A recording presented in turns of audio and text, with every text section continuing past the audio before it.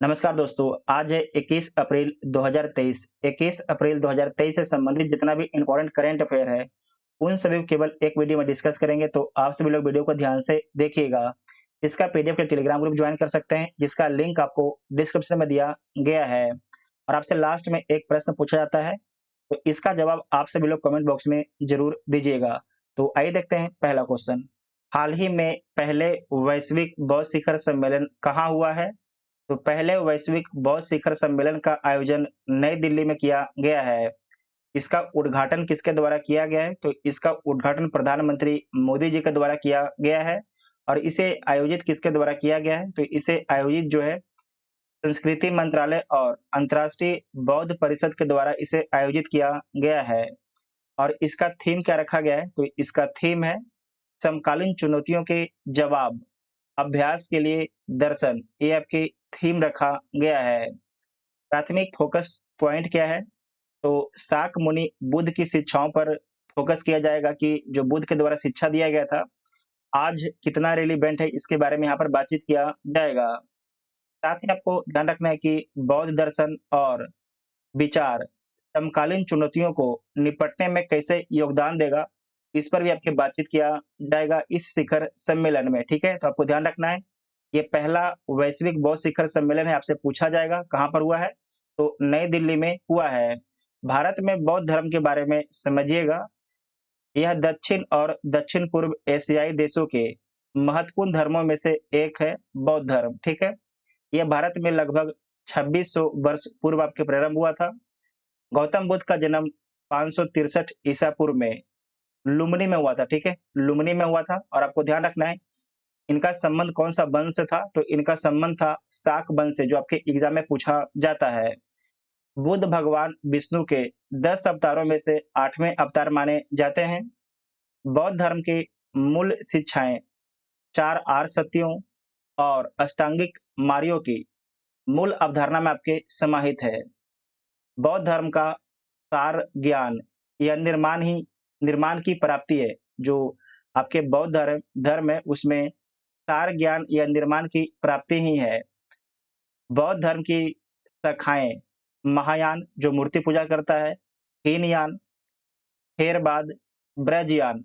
ब्रजयान के बारे में ध्यान रखिएगा कि तांत्रिक बौद्ध धर्म है ब्रजयान।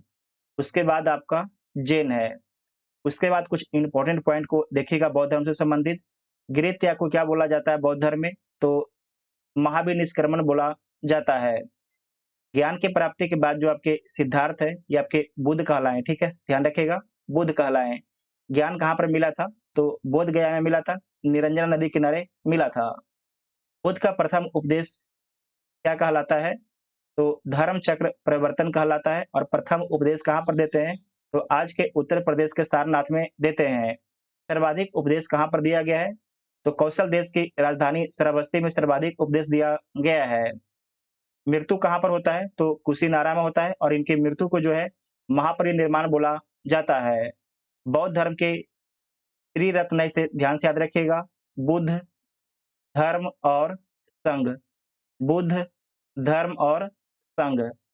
बौद्ध धर्म को वृक्ष जो था, जो आपके जिस वृक्ष के नीचे बैठ के महात्मा बुद्ध को ज्ञान की प्राप्ति हुआ था, उसे किसके द्वारा कटवा दिया गया था? तो शशांक के द्वारा कटवा दिया गया था। इसे नोट कीजिएगा, शशांक के द्वारा कटवा दिया गया था, ठीक है? इतना आपको याद रखना है। उसके बाद बौद्ध संगति के बारे में समझिएगा, यहाँ से प्रश्न पूछा जाता है आपके।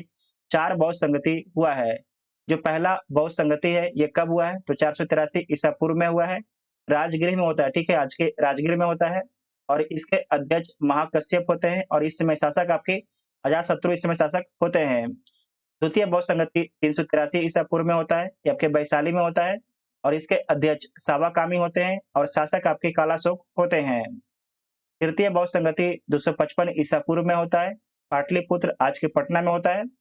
और इसके अध्यक्ष मोगलीपुत्रस इसके अध्यक्ष होते हैं और शासक आपके अशोक होते हैं। चतुर्थ बौद्ध संगति ईसा के प्रथम शताब्दी में होता है, जम्मू कश्मीर के कुंडलवन में होता है। जम्मू कश्मीर के कुंडलवन में होता है।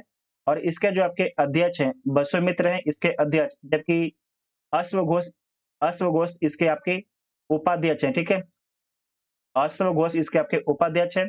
और कनिष्क आपके इस समय आपके शासक थे। तो इतना पॉइंट आपको याद रखना है, बौद्ध धर्म से अगर इतना आप याद रखिएगा तो आपके एग्जाम में प्रश्न छूटेगा यहाँ से नहीं, ठीक। नेक्स्ट क्वेश्चन है कि हाल ही में पेंग यून 3 उपग्रह किस देश के द्वारा लॉन्च किया गया है? तो फेंग यून 3 उपग्रह जो है चीन के द्वारा लॉन्च किया गया है। चीन के कहाँ से लॉन्च किया गया है? तो चीन के गासू प्रांत से लॉन्च किया गया है। और आपको याद रखना है कि चांग झेंग 4B रॉकेट से लॉन्च किया गया है। चांग झेंग 4B रॉकेट से लॉन्च किया गया है। और आपको ये भी याद रखना है कि ये आपका जो है मेटरोलॉजिकल सैटेलाइट है, ठीक है। इसका उद्देश्य क्या है? तो इसका उद्देश्य है गंभीर मौसम की स्थिति में विशेष रूप से भारी वर्षा जो बाढ़ और भूस्खलन आपदा बन सकती है, उसका मॉनिटरिंग करना इसका उद्देश्य है। फिर से बोलते हैं, इसका उद्देश्य है कि गंभीर मौसम की स्थिति में विशेष रूप से भारी वर्षा जो बाढ़ और भूस्खलन आपदा बन सकती है, उसका मॉनिटरिंग करना फेंग यून 3 का उद्देश्य है, ठीक है। उसके बाद समझिएगा ये आपके चाइना है। चाइना की सीमा आपके 14 देशों से लगता है। आप लोग कमेंट करके बताइएगा ये 14 देशों का नाम, ठीक है। किन-किन देशों से चाइना का सीमा लगता है? यहाँ पर आपको हम एक चीज़ बता देते हैं कि पाकिस्तान से सीमा नहीं लगता है, ठीक है। पाकिस्तान से सीमा आपके चाइना का नहीं लगता है। अफ़गानिस्तान और भारत से आपके चाइना का सीमा लगता है। उसके बाद समझिएगा China aerospace science and technology corporation के बारे में। इसकी स्थापना कब होता है? तो 1 जुलाई 1999 में स्थापना होता है। इसका मुख्यालय बीजिंग में है। और इसके अध्यक्ष कौन है? तो झांग झोंग यांग है। ये चाइनीज नाम है, थोड़ा अजीब तो लगेंगे ही आपको। उसके बाद समझिएगा कि चाइना के राष्ट्रपति कौन है? तो शी जिनपिंग है। प्रधानमंत्री ली कियांग है। राजधानी बीजिंग है। मुद्रा युआन, जिसे रेमबी बोला जाता है, ठीक है। तो मुद्रा क्या है? युआन है, ठीक है। युआन, इसे ध्यान से याद रखिएगा। नेक्स्ट पॉइंट है कि हाल ही में 11वां थाबे महोत्सव कहाँ पर आयोजित किया गया है? तो जो 11वां थाबे महोत्सव है, ये आपके बिहार के गोपालगंज में आयोजित किया गया है। बिहार के गोपालगंज में आयोजित किया गया है। किसके द्वारा आयोजित किया गया है? तो पर्यटन विभाग और कला एवं संस्कृति विभाग के द्वारा आयोजित किया गया है। इसका उद्देश्य क्या है? तो गोपालगंज में पर्यटन को बढ़ावा देना और आगंतुकों को थाबे दुर्गा मंदिर में आमंत्रित करना इसका उद्देश्य है। इसका उद्घाटन किसके द्वारा किया गया है? तो बिहार के उप मुख्यमंत्री तेजस्वी यादव के द्वारा इसका उद्घाटन किया गया था। ये आपके देखिए मैप में गोपालगंज है। गोपालगंज की सीमा किन-किन डिस्ट्रिक्ट से लगता है? तो पश्चिम चंपारण, पूर्वी चंपारण, मुजफ्फरपुर, सारण, सिवान से लगता है। और आपको याद रखना है कि उत्तर प्रदेश से लगता है, ठीक है। उत्तर प्रदेश से भी लगता है। उसके बाद आपको 3 पॉइंट याद रखना है कि आपके ये बिहार है, नॉर्थ, साउथ, ईस्ट और आपके ये वेस्ट है। जो बीपीएससी एग्जाम देते हैं वो ध्यान से सुनिएगा। आपसे अगर पूछा जाता है कि नेपाल से जो है बिहार के कितने डिस्ट्रिक्ट की सीमा लगता है? तो 7 डिस्ट्रिक्ट का सीमा लगता है। इसे आप लोग यहाँ पर देख लीजिएगा। उसके बाद उत्तर प्रदेश से 8 डिस्ट्रिक्ट का सीमा लगता है। झारखंड से 8 डिस्ट्रिक्ट का सीमा लगता है। और जो आपके पश्चिम बंगाल है, पश्चिम बंगाल से बिहार के 3 डिस्ट्रिक्ट का सीमा लगता है, ठीक है। तो आप लोग इसके बारे में कमेंट बॉक्स में लिख सकते हैं कि किस-किस डिस्ट्रिक्ट का सीमा लगता है। और आपको एक पॉइंट और भी बता देते हैं कि जो आपके पश्चिम चंपारण है, पश्चिम चंपारण, ठीक है, इसकी सीमा आपके नेपाल और उत्तर प्रदेश से लगता है। जो आपके किशनगंज है, इसकी भी सीमा आपके नेपाल और आपके वेस्ट बंगाल से लगता है, पश्चिम बंगाल से लगता है। जबकि जो पश्चिम चंपारण था, इसकी सीमा नेपाल और उत्तर प्रदेश से लगता है, ठीक है। इतना आपको ध्यान में रखना है। इसे आप लोग नोट कर लीजिएगा। उसके बाद देखिए बिहार के मुख्यमंत्री कौन है? तो नीतीश कुमार हैं। राज्यपाल राजेंद्र विश्वनाथ आर्लेकर हैं। लोकसभा में 40 सीट है, राज्यसभा में 16 सीट है, विधानसभा में 243 सीट है और विधान परिषद में आपकी 75 सीट है। नालंदा विश्वविद्यालय ये कहाँ स्थित है? तो बिहार के नालंदा में स्थित है। बिहार के नालंदा में स्थित है, ठीक है। यहाँ पर देखिए ये नालंदा है। और इसका निर्माण किसके द्वारा करवाया गया था? तो कुमारगुप्त के द्वारा इसका निर्माण करवाया गया था। और इसे नष्ट किसके द्वारा किया गया था? तो बख्तियार खिलजी के द्वारा इसे नष्ट किया गया था, इसमें आग लगा दिया गया था। उसके बाद है विक्रमशिला विश्वविद्यालय। ये आपके कहाँ पर है? तो भागलपुर में है, ठीक है। ये आपके भागलपुर में है। इसकी स्थापना धर्मपाल के द्वारा करवाया गया था। उसके बाद है उदंतपुरी विश्वविद्यालय। ये कहाँ पर है? तो आपको याद रखना ये बिहार शरीफ में स्थित है। इसकी स्थापना गोपाल के द्वारा करवाया गया था। जो तक्षशिला विश्वविद्यालय, इसके बारे में ध्यान रखिएगा, आज के पाकिस्तान में स्थित है। तक्षशिला विश्वविद्यालय आज के पाकिस्तान में स्थित है, इतना आपको याद रखना है। नेक्स्ट है कि हाल ही में अपना पहला ऑपरेशनल अर्थ ऑब्जर्वेशन सैटेलाइट, जिसका नाम है टाइफा 1 को किस देश के द्वारा लॉन्च किया गया है? तो किसके द्वारा लॉन्च किया गया है? आपको याद रखना है कि केनिया के द्वारा लॉन्च किया गया है। टाइफा 1 को जो है केनिया देश के द्वारा लॉन्च किया गया है। और आपको याद रखना है कि जो आपके टाइफा 1 सैटेलाइट है, इसे केनिया के जो आपके इंजीनियर हैं, इनके द्वारा डिजाइन किया गया और इसे डेवलप किया गया है। इसे कब लॉन्च किया गया था? तो इसे 11 अप्रैल को लॉन्च किया गया था। हमारे लिए इंपॉर्टेंट नहीं है किसके द्वारा लॉन्च किया गया था, ये इंपॉर्टेंट है। स्पेस एक्स के द्वारा लॉन्च किया गया था, जो फाल्कन 9 रॉकेट के माध्यम से लॉन्च किया गया था, कैलिफोर्निया से लॉन्च किया गया था, ठीक है। उसके बाद आपको याद रखना है कि जो टाइफा एक्स सैटेलाइट है, इसका इस्तेमाल कहाँ पर किया जाएगा? तो इसका जो इस्तेमाल है agriculture, food security, natural resources management में किया जाएगा। उसके बाद इन्वायरमेंट में और सिक्योरिटी एंड डिजास्टर में इसका इस्तेमाल किया जाएगा। तो इतना आपको याद रखना है। और इस पर कितना पैसा खर्च आया है? तो आपके जो केनिया की सीलिंग मुद्रा है, उसमें आपके $50 मिलियन का खर्च आपके आया है, ठीक है। $50 मिलियन नहीं, 50 मिलियन सीलिंग का खर्च आपके आया है, इतना आपको याद रखना है। ये देखिए केनिया यहाँ पर है, ठीक है, ये आपके केनिया है। केनिया की सीमा किन-किन देशों से लगता है? तो सोमालिया, इथियोपिया, उसके बाद साउथ सूडान, युगांडा, तंजानिया से सीमा लगता है। जो आपके केनिया है, इसकी राजधानी नैरोबी है। ये गणतंत्र कब हुआ है? तो 12 दिसंबर 1964 को ये गणतंत्र देश बनता है।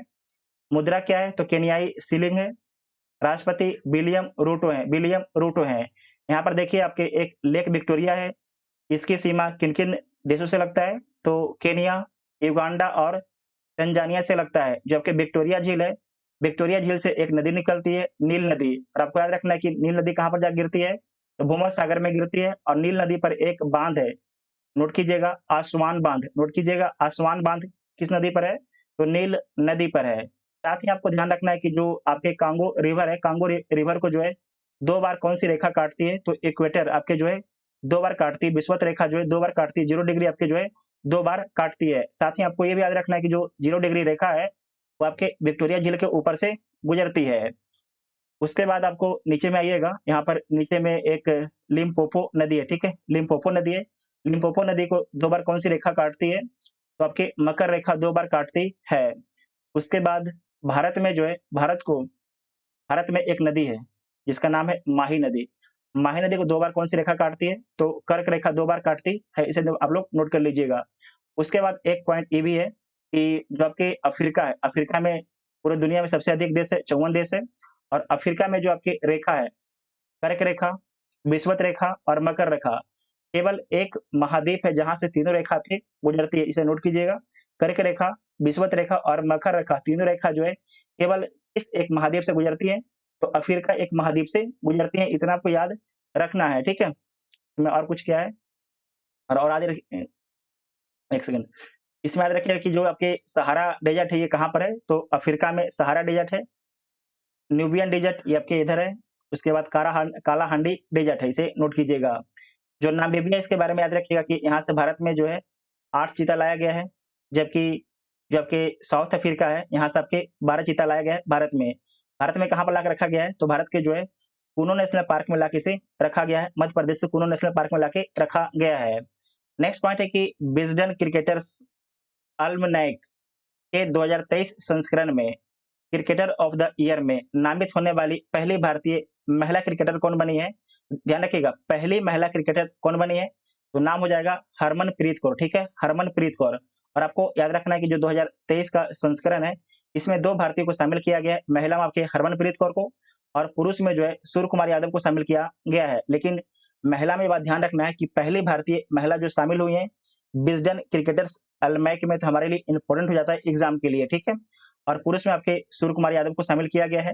T20 cricket of the year के लिए चुना गया है। साथ ही आपको याद रखना है कि दुनिया का सबसे शानदार क्रिकेटर के रूप में किसे चुना गया है? तो ये चुना गया है इंग्लैंड के बेन स्टोक को पुरुषों में, जबकि महिला में जो है बेथ मुनी को चुना गया है। जो बेथ मुनी, इनका संबंध आपके ऑस्ट्रेलिया से इनका संबंध है। उसके बाद समझिएगा हरमनप्रीत कौर के बारे में, इनके द्वारा 2022 में जो है क्या-क्या परफॉर्मेंस किया गया है।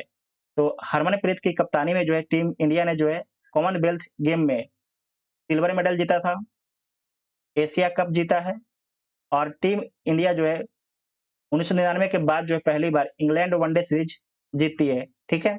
तो इन सभी उपलब्धियों के कारण जो हरमनप्रीत कौर हैं, उन्हें विज़डन क्रिकेटर अल्मनैक में शामिल किया गया है। जो विज़डन क्रिकेटर अल्मनैक है, इसे क्रिकेट का बाइबल भी बोला जाता है और इसकी स्थापना 1864 में इसकी स्थापना किया गया है। किसके द्वारा? जॉन विज़डन के द्वारा इसकी स्थापना किया गया है। नेक्स्ट पॉइंट है कि मेजर ध्यानचंद खेल रत्न पुरस्कार जो है किसे दिया गया है? तो शरत कमल अचंत को दिया गया है। उसके बाद समझिएगा नीचे ध्यान से, आईपीएल 2023 का विजेता कौन सा टीम है? तो मुंबई इंडियंस है, ठीक है? मुंबई इंडियंस है। उपविजेता कौन है? तो दिल्ली कैपिटल है। दिल्ली कैपिटल आपके उपविजेता रहता है, ये आपके विजेता है, नीचे आपके उपविजेता है। उसके बाद है कि ICC men's cricket of the year का पुरस्कार किसे दिया गया है?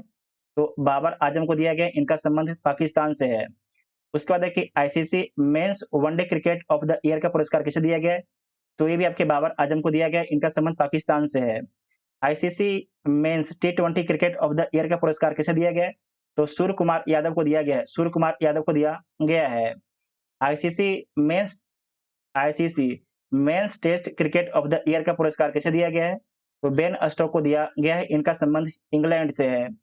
उसके बाद समझिएगा आईसीसी टी20 वर्ल्ड कप वुमेन का किसके द्वारा जीता गया है? तो ऑस्ट्रेलिया देश के द्वारा जीता गया है। किसे हराकर जीता है? तो साउथ अफ्रीका को हराकर जीता है और इसका आयोजन जो है साउथ अफ्रीका में इसका आयोजन हो रहा था।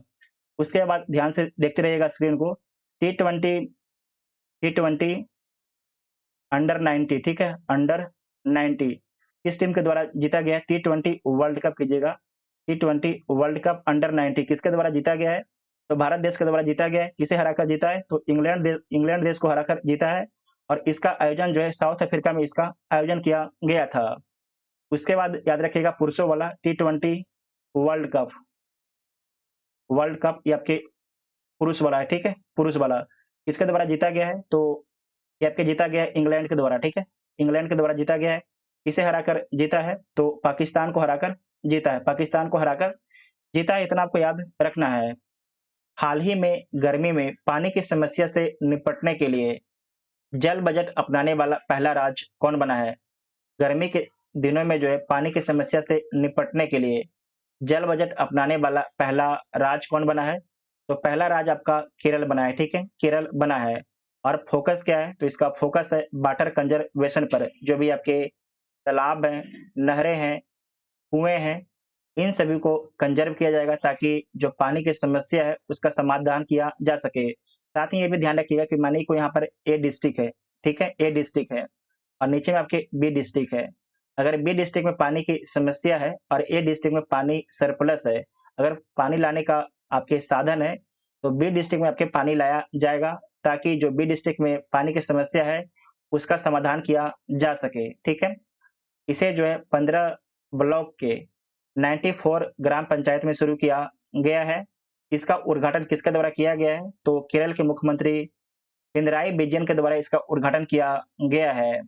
केरल के बारे में समझिएगा, केरल ये आपके है केरल, इसकी सीमा कर्नाटक, तमिलनाडु से लगता है और समुद्र में जो है अरब सागर से सीमा लगता है। राजधानी तिरुवनंतपुरम है, मुख्यमंत्री पिनराई विजयन है, राज्यपाल आरिफ मोहम्मद खान है, लोकसभा में 20 सीट है, राज्यसभा में 19 सीट है। उसके बाद है कि जो विधानसभा है, विधानसभा में 140 सीट है। भारत की सबसे लंबी झील वेम्बनाड झील है। एनजीटी ने 10 करोड़ का जुर्माना किस पर लगाया है? तो केरल राज्य पर लगाया है। वेम्बनाड झील और अष्टमुडी झील का ठीक ढंग से संरक्षण ना कर पाने के कारण जो है 10 करोड़ का जुर्माना लगाया गया था एनजीटी के द्वारा, नेशनल ग्रीन ट्रिब्यूनल के द्वारा। केरल का सर्वोच्च नागरिक सम्मान जो है एमटी वासुदेवन को दिया गया है। साथ ही आपको याद रखना है केरल के बारे में कि जो आपके सोना है, सोने का एक प्राइस पूरे राज्य में लागू है। केरल का अपना जो केरल राज्य है, इसका खुद का अपना केरल का जो है खुद का अपना इंटरनेट है, खुद का अपना इंटरनेट है, इसे नोट कीजिएगा, इंपॉर्टेंट पॉइंट है। साथ ही आपको याद रखना है कि भारत का पहला जो है सैनिटरी नमकीन मुक्त गांव कौन है? तो कुंभलांगी गांव है। कुंभलांगी गांव ये आपके कहाँ पर है? ये आपको केरल में है, ठीक है, केरल में है। भारत का पहला प्रमाणित हर घर जल वाला जिला कौन है? तो बुरहानपुर मध्य प्रदेश में स्थित है। भारत का पहला प्रमाणित हर घर जिला वाला राज्य कौन है? तो गोवा है। पहला E1 जल सम्मेलन कहाँ पर हुआ था? तो न्यूयॉर्क में हुआ था, ठीक है, न्यूयॉर्क में हुआ था। नेक्स्ट पॉइंट है कि सचिन @50 सेलिब्रेटिंग ए मेस्ट्रो नामक किताब के लेखक कौन है? तो इस बुक के राइटर कौन है? तो इसके राइटर हैं बोरिया मजूमदार, ठीक है, बोरिया मजूमदार इस बुक के राइटर हैं। साथ ही आपको ध्यान रखना है कि प्लेइंग इट माई वे जो ऑटोबायोग्राफी है ये किसका ऑटोबायोग्राफी है? तो आपको याद रखना है कि सचिन तेंदुलकर का ऑटोबायोग्राफी है। और किसके द्वारा लिखा गया है? तो बोरिया मजूमदार के द्वारा लिखा गया है, बोरिया मजूमदार के द्वारा लिखा गया है। साथ ही आपको याद रखना कि 800 ऑटोबायोग्राफी किसकी है? तो मिथैया मुरलीधरन की है। नो स्पिन ऑटोबायोग्राफी सेनबॉर्न की है। बिलीव ऑटोबायोग्राफी सुरेश रैना की है। नाटो का 31वां सदस्य कौन बना है? तो फिनलैंड बना है। भारतीय रेलवे ने किस राज्य में 100% रेल विद्युतीकरण हासिल किया है? तो हरियाणा में हासिल किया है। कौन सा देश संघाई सहयोग संगठन का संवाद साझेदार बना है? तो सऊदी अरब बना है। ब्रिक्स न्यू डेवलपमेंट बैंक का सदस्य कौन बना है? तो मिस्र बना है। किस देश के पूर्व राष्ट्रपति डिल्मा रूसेफ को न्यू डेवलपमेंट बैंक का अध्यक्ष चुना गया है? तो ब्राजील की हैं। महाराष्ट्र राज्य द्वारा नीलेश सांबले को जो है नीलेश सांबरे को मराठा उद्योग रत्न 2023 से सम्मानित किया गया है। तो इतना आपको याद रखना है। प्रीवियस क्वेश्चन क्या था? तो हाल ही में किस राज्य को कुंभम अंगूर के लिए जीआई टैग मिला है? तो तमिलनाडु राज्य को मिला है, ठीक है, तमिलनाडु राज्य को मिला है। और इस प्रश्न का उत्तर आप सभी को कमेंट बॉक्स में देना है। तो आप सभी लोग इसके बारे में कमेंट बॉक्स में जरूर लिखिएगा। अगर वीडियो आप सभी को हेल्पफुल लगता है चैनल को सब्सक्राइब कीजिएगा और वीडियो अपने दोस्तों में शेयर जरूर कीजिएगा। आज का वीडियो थोड़ा लंबा हो गया है। Thank you.